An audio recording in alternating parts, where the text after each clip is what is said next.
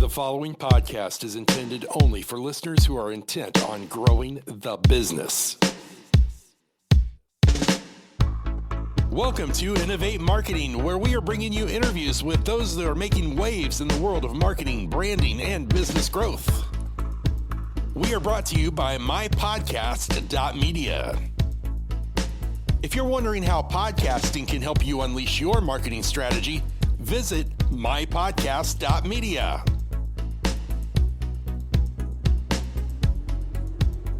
And now I'd like to introduce you to your host for Innovate Marketing, Sherry Peak.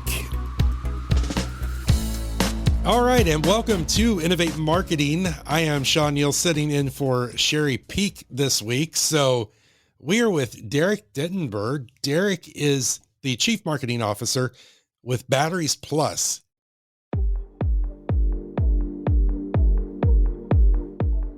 Derek Detenber is a franchise industry veteran with decades of consumer marketing experience. He has worked for several international brands, including PepsiCo, Wendy's, and Massage Envy. In his current role at Batteries Plus, Detenber leads the brand's omni-channel marketing team, overseeing the company's marketing, category management, merchandising, and brand strategy efforts.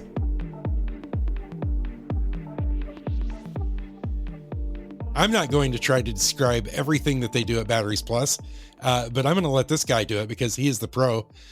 Derek, welcome aboard. Thanks for being here. Oh, thanks for having me. I know. Now I've got you with the marketing hat on. Are you ready for the tell us everything Batteries Plus does? Well, let's start at the beginning.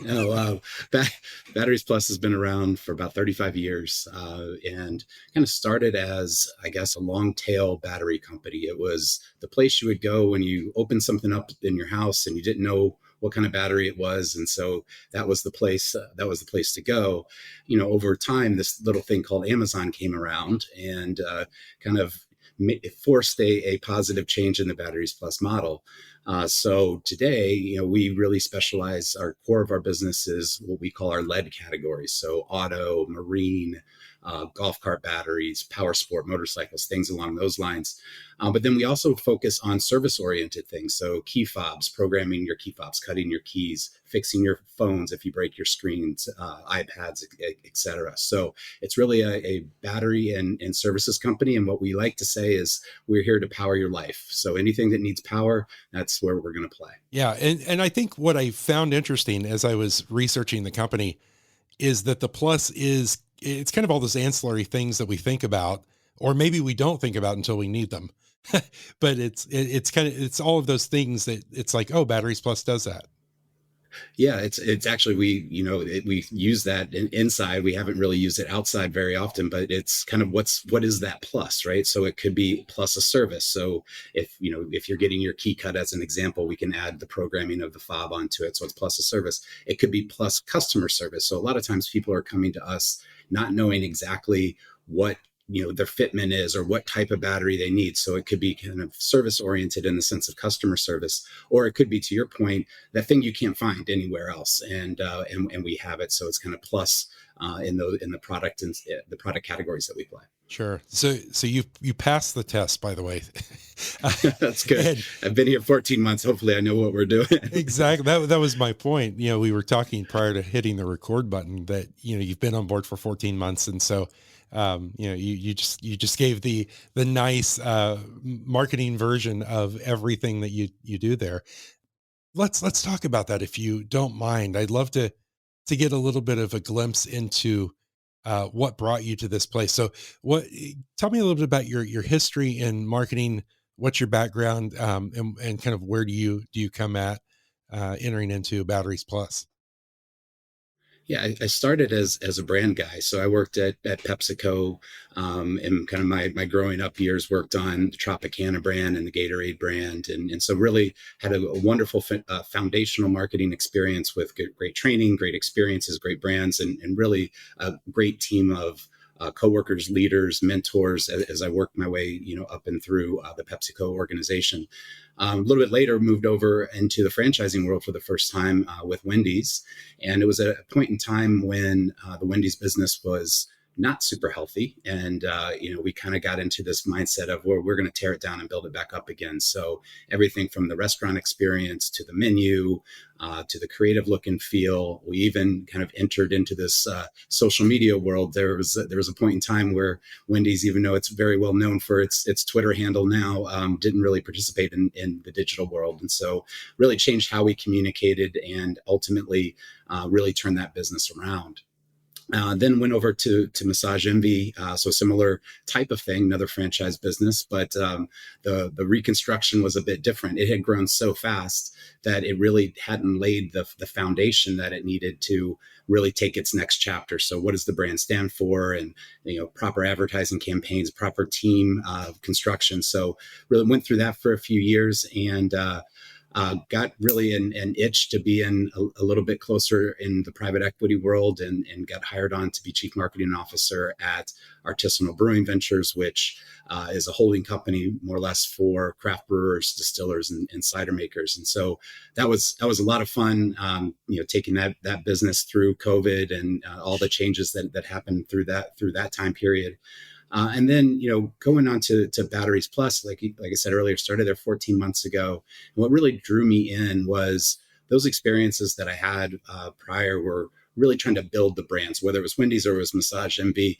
Just given my background, growing up in PepsiCo, Batteries Plus, what we like to say is it's a brand that nobody really knows what we do. And to your first question, right? And people may have experienced the brand, back in the day of looking for that long tail battery, but now we do so many different things. So really wanted to come in, create a foundation for the brand, tell the story about the brand, and ultimately, do some of those same things that we did before, change how we talk to folks, change the channels that we use. We are rebuilding this team. And then a lot of my focus over the first 14 months has been, we replatformed our e-commerce platform right when I started. And so a lot has been, getting that thing tuned up and leveraging it to the best that we can. Yeah, it's a good point that you kind of land on there when we look at how you jump, into an organization. And we talked about this again before we hit the record button, of course. There is this acclimation period, but you jumped right in with that e-commerce piece. What was that experience like, kind of, being thrown into the fire, so to speak, because e-commerce is huge in what you do? It's huge. And when you go through a replatforming, there are certain things that you sort of expect to happen. That your search, your SEO is going to suffer a little bit as Google tries to figure out what this new site is all about. That maybe your conversion rates are going to drop a little bit because the experience is different for existing customers. So the first 6 weeks or so, as I was trying to learn what office everybody was in, and all of that type of thing. We definitely saw a little bit of degradation in the business, but there's a playbook for it, and you try to get all your search value back, and really tried to implement a mentality of test and learn with my team, that we were didn't matter if we tried something that didn't really work, we were going to fail forward, fail fast. And we've put in dozens and dozens of fixes and enhancements, and gotten to a place now where we're really looking at every category and trying to figure out what that unique customer journey is. So I think when it launched, it felt more like a catalog. Here's product, and the secret sauce was the fitment finder, or the ability to search for a certain product that we had. But that's not really how customers want to experience a site today. And so, the device repair, if you're coming to fix your phone, that's a very different experience than I want to find a battery for my boat. So we're really going category by category and defining the customer experience, and then building out what that looks like from a technical standpoint. Yeah. And you said something that is incredibly important there. You said fail forward, fail fast, or fail fast, fail forward. Mm-hmm. Can you talk a little bit about that? Because I think we hear that. And intellectually, we all know that, yeah, that's where we need to be. We need to, focus on, how do we learn and grow forward. But when you're working with a team like this, and you're seeing the impact of the numbers through the data, what does that look like? What does fail forward, fail fast look like for you? It's a great question. I think it's interesting to come into an organization as a leader when you have a team in place, and you tell them pretty much straight away, I want you to fail. I want you to fail forward and fail fast.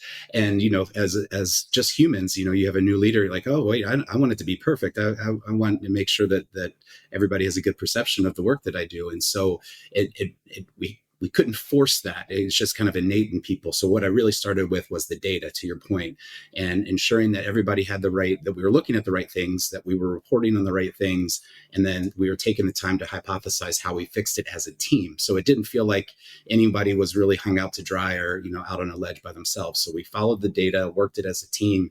And I think that then ingrained in folks, it's okay if this doesn't work, or I really want to try this, but maybe I didn't have permission to try it before. And so that's really where we started. And I think it took a little bit, but the team has really come around to it. And our pace of change has really ramped up over the last, say, 6 months or so. Yeah, that's great. I love that. I love the fact that, you're taking that just holistic team approach. One of the things that I found, I was perusing through the website, and I found a video, and they were talking in the video about the pandemic and some of the effects. You probably know where I'm going with this. Some of the effects that the pandemic had, and that in your stores, this was considered an essential business, and in many areas where they were allowed to stay open. But the pivot happened for everybody. And so, what kind of things did Batteries Plus see from the pivot standpoint that have kind of stuck around and now become part of the day to day, as far as the way we approach customers in this new post pandemic world? Yeah, there's a couple of elements to it. The essential part is really important to who we are as a company. We service things that you might not even think about that were needed in a pandemic. So think about a hospital, all the exit signs, all the mobile carts, all the the things that you need to run a hospital or a police department. And then there's things on a personal level, hearing aid batteries. So it was definitely something that brought attention to our business during that time. Like, wow, I didn't know they did all of those things. So it was a neat transition for us. But I think the other unique aspect for our business is most of the things that we do are either the shipping of those products are regulated, so dangerous chemicals, things like that, like in batteries, or they require a service. And so what the pivot that we had to make was not as big as some others, because 95% of our business is buy online, pick up in store. And so everybody was already doing their research online and or buying online, but they did have to come to the store to complete the transaction. That was already sort of ingrained in what we do. So then our pivot really just had to be from a service orientation. How do we keep people safe, and all the things that everybody had to do? From a business side, though, it's pretty well documented. RVs, boats, even golf carts, not for golf courses, but recreation as well. There was a huge bump in those as people were trying to get outside and spend time with their families. And so that was, certainly a tailwind to the business. And it's something that we see today. If you think about the life of a battery, we're getting into the life cycle end of a lot of those batteries. And so, we're still kind of picking that up as we go. But we also think it's a longer term deal for us. So while maybe the sales of new boats or new motorcycles maybe had diminished as COVID went on, people have them, they're using them, maybe they're trading them or selling them. And we think that trend of kind of staying outside and valuing those experiences will continue on. Yeah, I love that. And it's very true. I think, again, every time I come back to the plus in the name, I find myself surprised. I've passed a Batteries Plus most of my adult life. Yeah. Without revealing my age, but most of my adult life, and didn't really sink in, And now I can see through, the adverts, the marketing efforts that exist, that there is so much more. Um, what has been, let's start with this. What's been one of your biggest challenges in your 14 months coming into this new assignment? Yeah, I think one of the biggest challenges, I have a fairly broad team. So I have product category, merchandising in the store, creative, digital, media. And so one of the things that was happening prior is it felt like all of those teams were sort of working individually. And while they were in the same department, so to speak, there was an opportunity to create a little bit better flow, a little bit better process, a little bit better planning. So, after we got our feet on the ground and our legs under us with the e-commerce platform, we were essentially into the planning cycle for 2023. And, for the first time, the team was going to go through a planning cycle that was kind of unique to how I think about things, and everybody was going to be involved. And we were going to have this integrated marketing calendar approach where everything that we're doing sort of is connected and planned. And so it was a little bit, challenging at first because they hadn't experienced it and there was no tangible outcome. It was planning, but I think as we went along and our category teams are really owning their individual category plans, the strategies and the tactics that are with it. There is an integrated calendar that is built out for the year that our media team and our creative team can look at and say, okay, I can plan my work and figure things out. And, from a media standpoint, we changed a lot of agencies, brought on some new folks to lead the media team. That always takes a little bit of time, but I'm really happy with what we're doing now, where we're placing the messages, how we're placing the messages, and most importantly, kind of going back to that test and learn. We are trying a lot of different things, a lot of different tools that say Google has, and we're measuring everything. And, I feel like over particularly the last 3 months or so, our media execution is really starting to flow. So now you've got this kind of integrated flow to the business of category and strategy and product launches to how does it get out in the world, and then the creative to support it. So it just was relatively unique to do it that way, that they hadn't done before. But I think the light bulb is starting to come on. Yeah. And one thing I'm really enjoying that I hear from you, and I know we all say teams, maybe because it's in the org chart and that's how things are designed. But when you talk about teams, I hear you specifically leaning into a philosophy, I think, of maybe how you approach leadership. I'd love to dive into that for a minute if we can, because I think that's a huge topic, and people, again, we're inundated with all of this, leadership development, leadership talk. Let's talk about the real, Derek Detenber and what it means to be a leader and to work within this team and build that team. Yeah, it's a great question, and something that I really spend a lot of time thinking about. I have been fortunate enough in my career to work on some really great teams and that have delivered great results. But at the same time, the teams that were really great, we had people that were developing and getting promoted and, growing in responsibility and really stepping into those roles. We had, fun and connectivity, whether it was in the office or outside the office. And so I've just had a lot of really, luckily a lot of really, really good experiences. And so when I come into a new organization, I have a way of thinking about, here's how I want to work. Here's the style in which I want the team to work together in. And, I think the biggest philosophy that I have is, if you have the right behaviors, if you have the right team, if you have the right process, that the actual outcomes will start to take care of themselves. And it came from a book that I read from Bill Walsh, who was the San Francisco 49ers coach back in the 80s. And, he nearly got booted out of San Francisco because his first 2 years he was terrible. But he just had this fundamental belief that if we do the right things, if we plan our practices and we prepare for our games and we have the right people with the right kind of the right culture in the locker room, so to speak, that the results will take care of themselves. And they did for him. And I truly have kind of brought that into our work environment.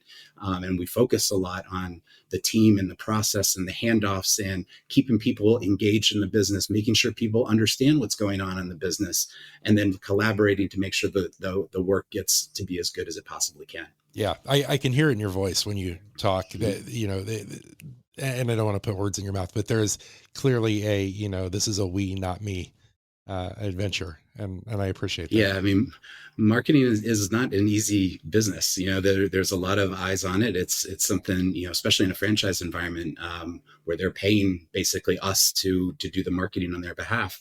And so you gotta have that we kind of mentality, or it'll be a tough role. But I believe in that, and I think it's the most fulfilling way to work. And I think the results, hopefully will speak for themselves. For sure.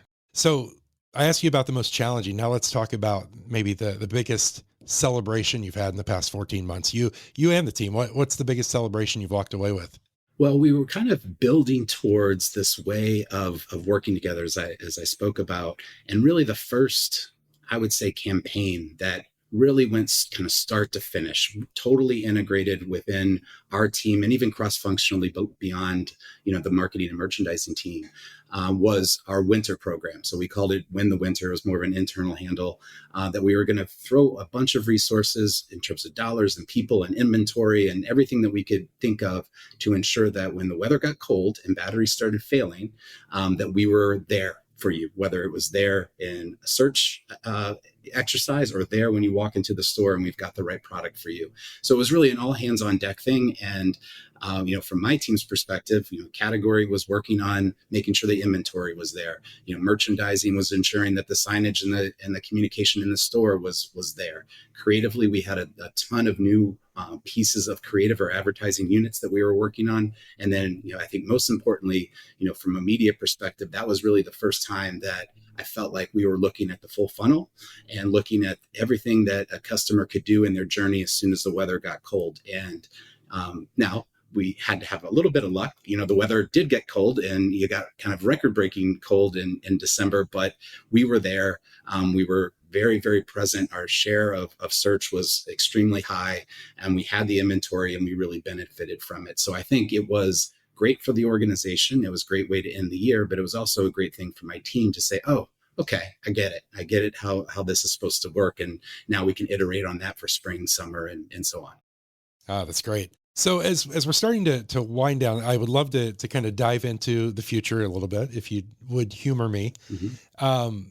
What are some of the things from your marketing eyes that you'll be focused on in the next maybe 12 months when it comes to Batteries Plus? What kind of things can we expect to see on the consumer side? Yeah, I would say kind of two different places to go. First of all, we're a retailer. We have 720 locations. We have 60,000 sessions a day on our website. And so it's just ample opportunity to collect data about our customers and learn about their behaviors, their preferences, what they've bought, and how do we service them better in the future.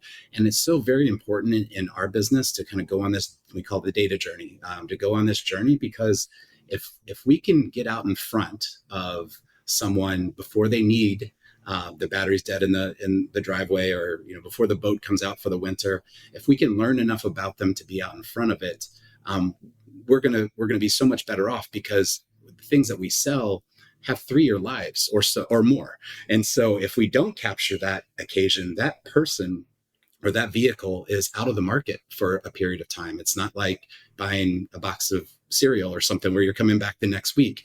And so it's very, very important for us to go on this data journey, learn about our customers, and be able to use that data to get in front of them right when the time is right for them, or that it's leading up to it. So I'd say that's kind of the big kind of marketing data side of things. From a product side of things, I'm really excited as we go, here in the spring and leading into the summer. We have an owned brand that we call X2 Power, and it's something that's exclusively available at Batteries Plus. We have a really strong, influencer-based marketing program for it, focused in kind of the angler, fisherman, boating world. And I think the team's done a great job building that plan out. We have some new batteries coming into the assortment that will, I think, be really exciting. And so just seeing that one really come together and hopefully take advantage of the summer season.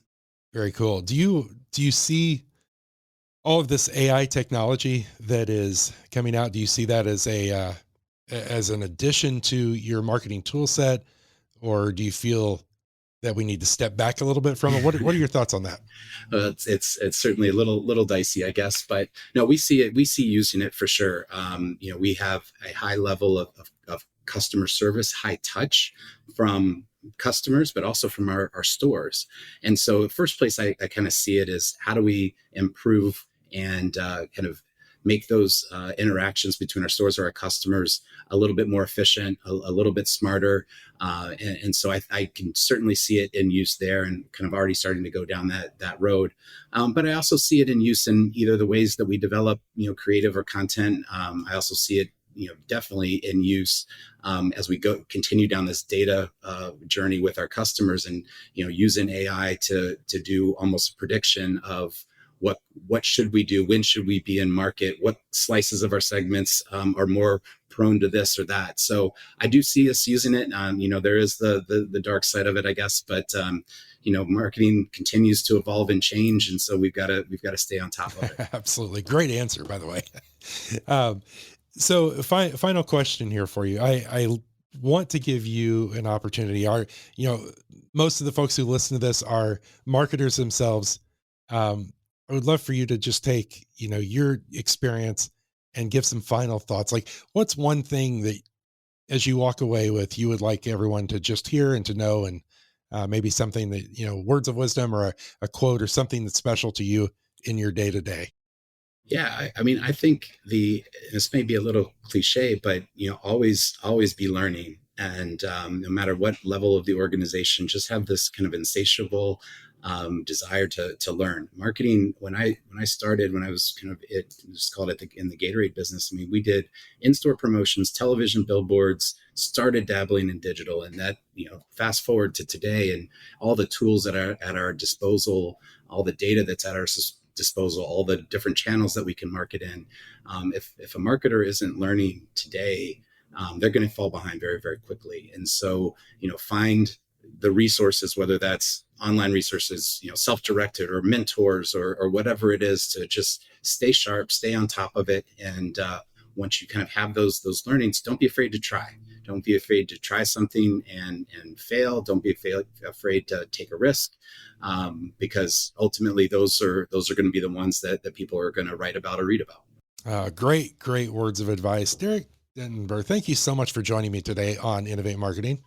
No, thank you for having me. That was a really good time. I appreciate it. Hopefully we can do it again.